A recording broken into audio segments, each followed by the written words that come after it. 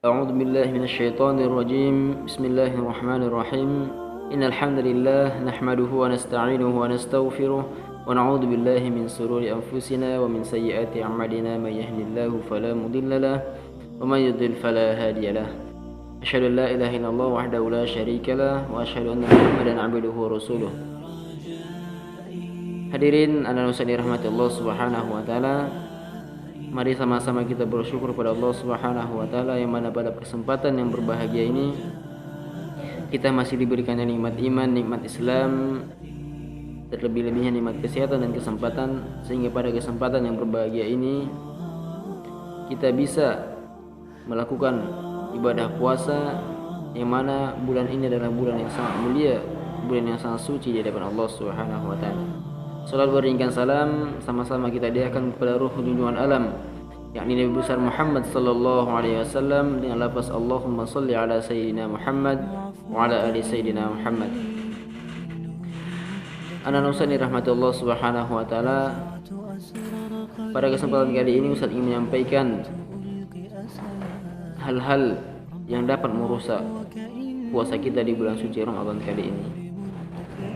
Hadirin dan Ustaz dirahmati Allah Subhanahu wa taala. Pada kesempatan kali ini Ustaz ingin menyampaikan apa saja hal-hal yang dapat merusak amal ibadah puasa kita.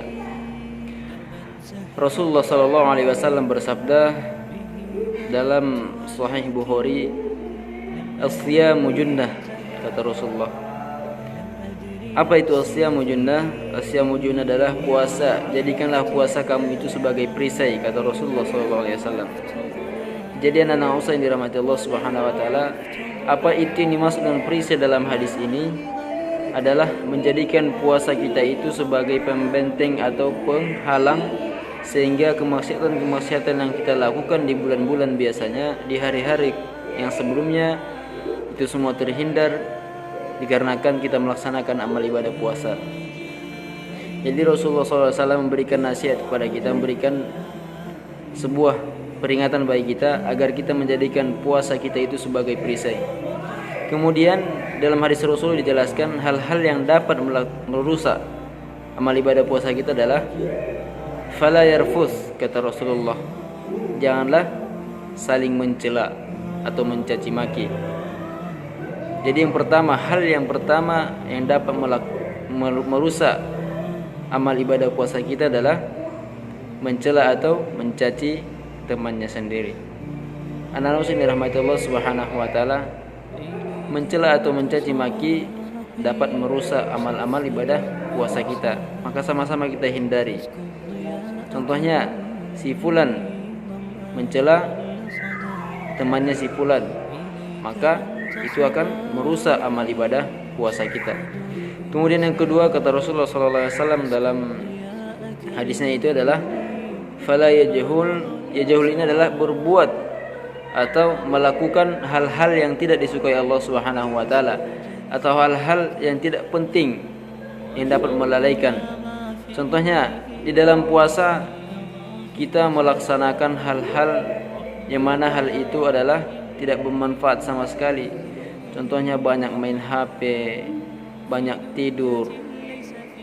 Mungkin dulu ada yang mengatakan tidurmu itu ketika di puasa adalah ibadah. Namun itu adalah, sayangnya itu adalah hadis palsu, hadis maudhu kalau dalam bahasa Arabnya. Jadi hadis itu tidak benar.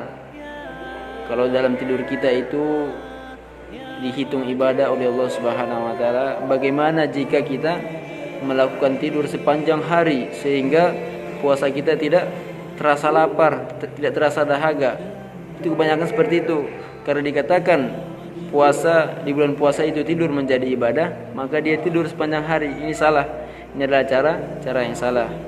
Kemudian selanjutnya, kata Rasulullah SAW, hal-hal yang dapat merusak amal ibadah puasa kita adalah sebagaimana dikatakan dalam Al-Quran, ya ayyuhalladzina amanu jtanibu katsiran minadh-dhanni inna ba'dadh-dhanni ismun wa la tajassasu. Apa kata Allah Subhanahu wa taala dalam Al-Quran? Hai orang-orang yang beriman, jauhilah sifat prasangka, karena sesungguhnya prasangka buruk itu adalah dosa.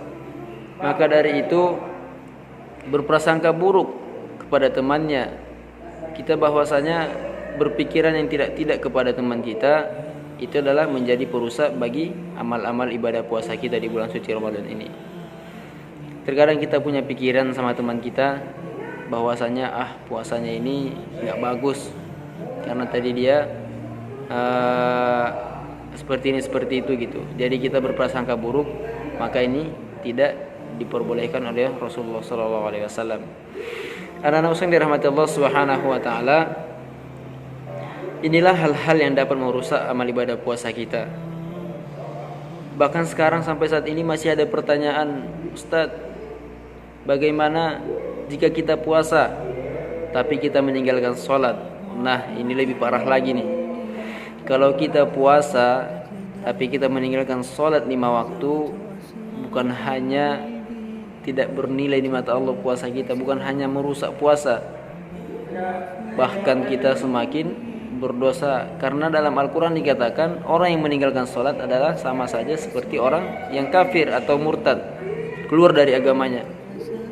Maka dari itu ketika kita puasa meninggalkan sholat 5 waktu, itu bukan saja merusak puasa, namun bisa kita berdosa atau menjadi seorang kafir yang sesuai dikatakan dalam Al-Quran. Maka dari itu hal yang kecil saja dapat merusak amal ibadah puasa kita, apalagi hal-hal yang besar yang kita lakukan seperti meninggalkan sholat tadi. Maka dari itu Ustaz menyampaikan kepada anak-anak Ustaz semuanya, mari sama-sama kita jaga amal ibadah puasa kita jaga perbuatan-perbuatan kita ketika di bulan suci Ramadan. Perbanyak tilawah, bantu orang tua, berkata baik, berkata jujur, menghafal Al-Quran, murojaah hafalan, itu akan dilipat gandakan oleh Allah Subhanahu wa taala pahalanya. Satu huruf yang kita baca dalam Al-Quran, maka itu akan dilipat gandakan oleh Allah Subhanahu wa taala 70 kali kebaikan. Yang mana di hari biasanya, di hari sebelumnya kita hanya dapat 10 kebaikan, namun pada bulan suci Ramadan ini kita mendapatkan 70 kali kebaikan. Dan usaha dirahmati Allah Subhanahu wa taala, mungkin ini saja yang bisa saya sampaikan, lebih kurangnya saya mohon maaf. Assalamualaikum warahmatullahi wabarakatuh.